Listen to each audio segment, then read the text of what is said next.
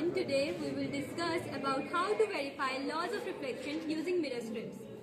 As you know, there are two laws of reflection. The first one is the angle of reflection is always equals to angle of incidence.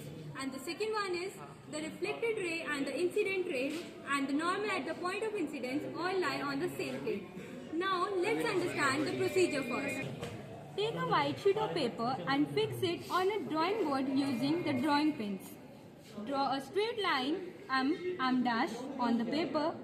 Hold the given plane mirror strip in the cork with a groove cut in it and place it in such a manner that the plane surface of the mirror is vertical.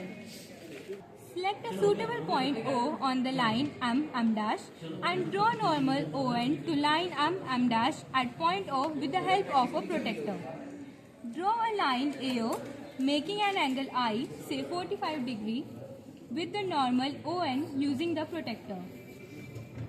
Fix two pins P and Q on the line AO at least 10 cm apart, perpendicular to the plane of mirror.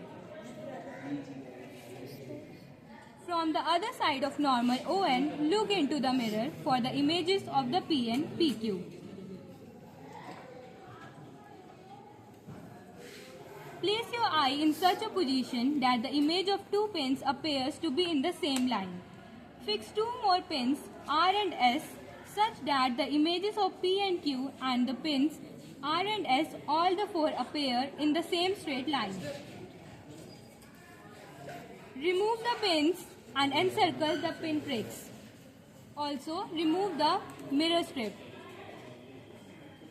Draw a line BO passing through the pin pricks of pins R and S. Measure the angular reflection between normal ON and the reflected ray OB using a protector. It is found to be equal to the angle of incidence. As you can see, the angle of incidence and the angle of reflection are equal. That is 35 degree. And the incident ray, the reflected ray and the normal at the points of incidence all lie on the same plane. Thank you.